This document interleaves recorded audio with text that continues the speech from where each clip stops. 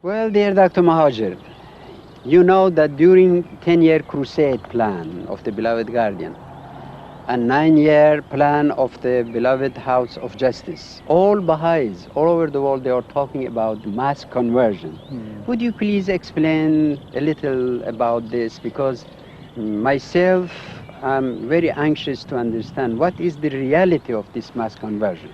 Actually, this is, as you say, everything is started by Beloved Guardian in the world. Abdul Baha has had promised very much that the troops will come to the faith. And Beloved Guardian so beautifully put this idea in action by sending the pioneers throughout the world. So through his 10-year crusade, he made available the people of the world and the tribes to come to the faith through this pioneering, sending all over the world and scattering throughout the world. So the people and the tribes were just next door to us. And that started in 1956. For the first time, Beloved Guardian announced that the preliminary signs of coming of the troops to the faith is happening in far-off regions of the world. In that time, we have had in Gilbert Islands and Mentawai, and perhaps in West Africa, some villages coming to the faith. Abdul Baha has promised that the great masses of the world, like Indian, Chinese, African, will come to the faith.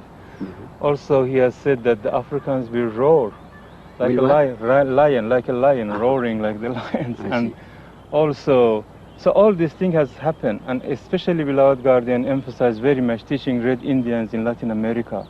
And all this happened in his own time of Beloved Guardian. I mean, in Africa, in Pacific, and in South America, the masses, the troops start coming to the faith. But one thing very interesting is this, that Beloved Guardian has said that from any nation that the troops are coming to the faith, ultimately from the same people, same nation, masses will come to the faith. And he has explained that coming of the troops is a day long awaited, and coming of the masses is an hour long awaited. And he has explained that coming of the masses, when it's happened, then the faith will grow 1,000 times spiritually and materially, and numbers, 1,000-fold numerically will come to the faith. That hour perhaps is not yet come, but the troops are coming, and this coming of the troops is the beginning of that masses. So this is what we should look to the future. Now is the time that you tell us about your privilege being here in the presence of Beloved Guardian. Well, I had this privilege to be with the Guardian twice, as you know. Once, my first visit to Haifa and to meet the Beloved Guardian, it was in 1940, during the Second World War. At that time, the new building of the shrine was not yet been even in the plan, and the archives, international archive, was not existing. But in my second coming to Haifa and meeting the Beloved Guardian, it was 1954, we had both the shrine of the Beloved Bab completed and the new archives also was completed. So many friends, they are asking me to describe the Beloved Guardian, to portray him for them who did not visit him. And really, my answer always was that it is almost impossible, at least for me, because the Beloved Guardian, in one side, he was so human, I should say. Maybe this is not the right word to say. So human, so friendly, but the other side, he was so majestic as the guardian of the faith, that to combine these two together and explain to the friends, it is really a very difficult job. Then when I met the Beloved Guardian, I went back to the Will and Testament of Abdul Baha, and I saw the best way to describe the Guardian, it refers to the Will and Testament and quote that passage of the beginning of the Will and Testament of Abdul Baha about the Beloved Guardian.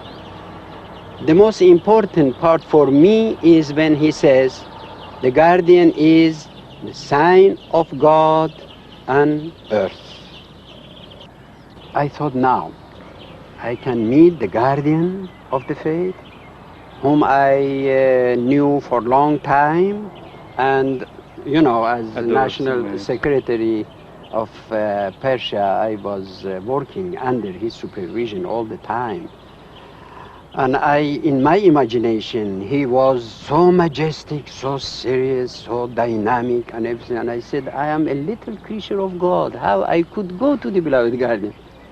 But my dear, the moment I entered that corridor, as we say, very narrow corridor in the master's house, I saw the beloved guardian standing outside at the door, and in very beautiful smiling, that he had really beautiful eyes, beautiful smiles, greeting us in Persian. بفرمایید بفرمایید منتظر شما بودم منتظر شما بودم.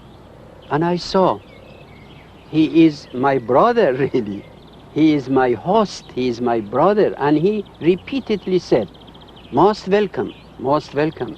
مرحبا, ahlan wa sahlan, bismillah, بفرمایید.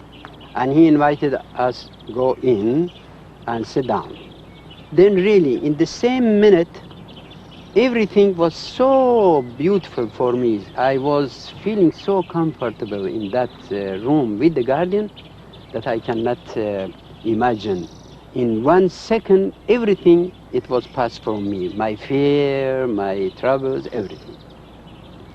And I felt myself that I am now in paradise. Then the beloved guardian turned to me asking how our friends in Persia. And we had in those days some troubles, and I explained to the guardian.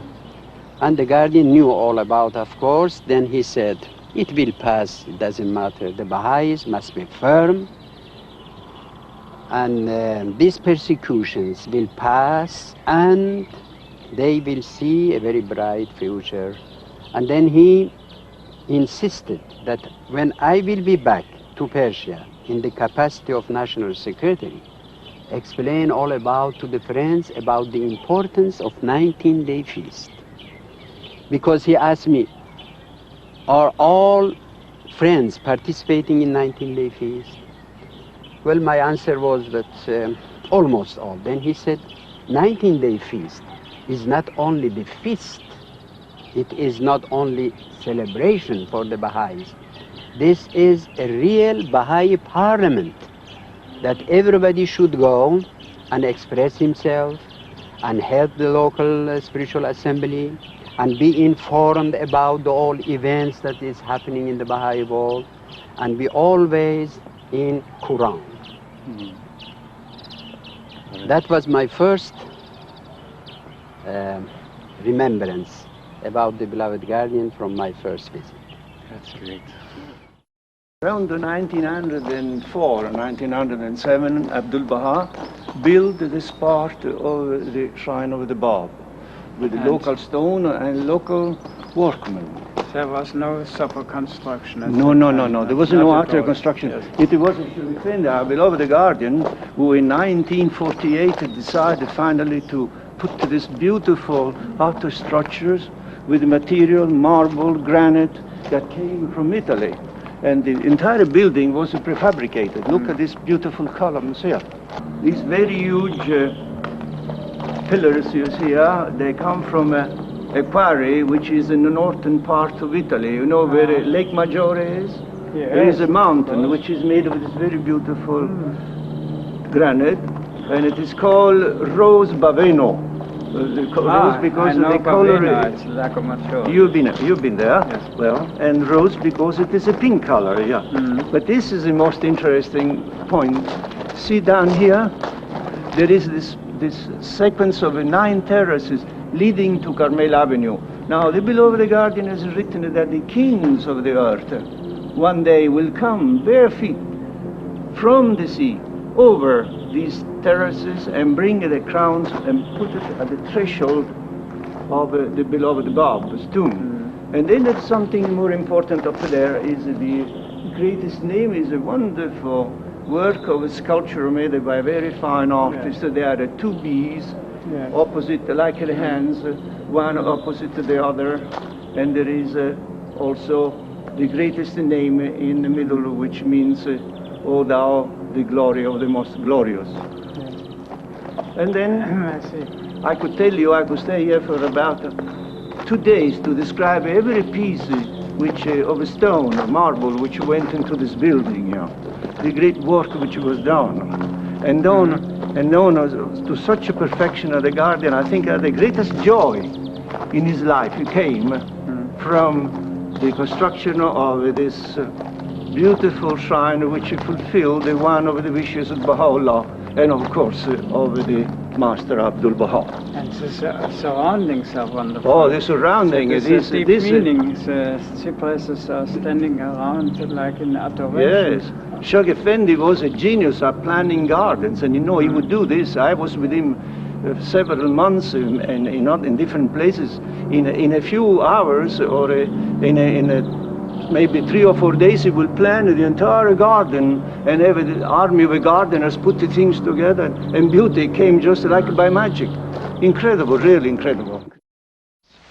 راه صلح فقط راهی است که حضرت بهاءالله در تعالیم خودشون معین فرمودند.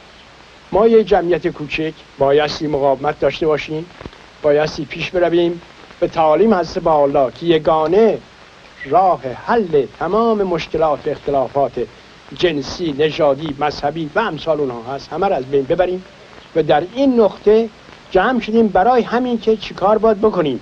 بیت الاعظم بایستی نقشه ها بکشن که این نقشه های آتیه را ما اجرا بکنیم در دنیا و بتوانیم واقعا امر الهی را در سراسر دنیا منتشر بکنیم و اشخاص منصف کوچکترین توجه اگر داشته باشند و با انصاف صحبت بکنند متوجه میشوند که راه چاره غیر از راه تعالیم حضرت بهاءالله نیست. و در بین مسائل آینده امر چه مسائلی بیش از همه مورد توجه واقع خواهد شد؟ مسئله که فوق العاده مهمه برای جامعه بهایی این است که بهایی باشیم، یعنی به تعالیم الهی کاملا رعایت بکنیم، اجرا بکنیم تعالیم الهی را. وقتی ما نمونه شدیم، سرمشق شدیم برای جامعه بشر که ما این تعالیم در دست داریم، البته تأثیرش 100 برابر این است که حرف بگوییم و عمل کم باشد. دوستان عزیز، امروز 9 عید سعید رضوانه و ما در اینجا جمع شدیم برای انتخاب سومین بیت الاعظم. الان من وقت و غنیمت می‌شمارم در حضور جناب علایی به همه شما تحیات خالصانه خودم را ابلاغ می‌کنم. ملاحظه فرمودید اونچه که از بیانات جناب علایی مستفاد شد، ما وظایف خیلی خیلی بزرگ و سنگینی در آینده داریم و تمام وقت خودمون رو باید در این برنامه سوم تجهیز بکنیم برای هر چه بیشتر امر الهی رو در دنیا منتشر بکنیم. ما برای شما دعا میکنیم در آستان قدس الهی، رجا میکنیم که همه موفق باشد. شما هم در هر جا که هستید برای ما دعا بکنید. امیدواریم با این دعای متقابلی که ما در تمام دنیا میکنیم یک نیروی بزرگی برای ما از افق اعلی برسه و ما رو کمک بکنه که بقیه که نقشه های آینده رو با موفقیت انجام بدیم.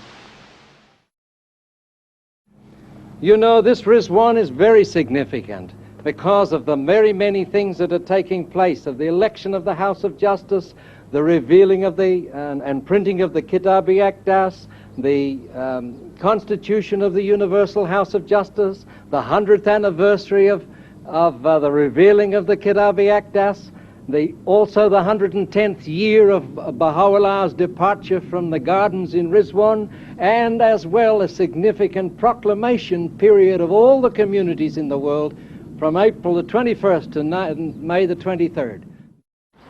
May I first request Mr. Khadim to tell us something about the tablet of Carmel and his reminiscences of the days that he had been in the presence of the beloved guardian and what he said about the importance of this tablet. Well, I like you speak first. Well, I think that as we sit in front of the throne of Baha'u'llah in the mountain, in the garden of Rizwan, I recall the first pilgrimage, my first pilgrimage in 1925. It was almost at this time that the beloved Shoghi Effendi said it was green and beautiful like today, and the beloved guardian said, indeed, this is the paradise. حقيقة معنى الجنة في الظاهر والباطن. And then he said, look, what was here 2 months ago during winter? There was nothing. And now green and beautiful. Then the guardian said, الظاهر عنوان الباطن. That means you tell me that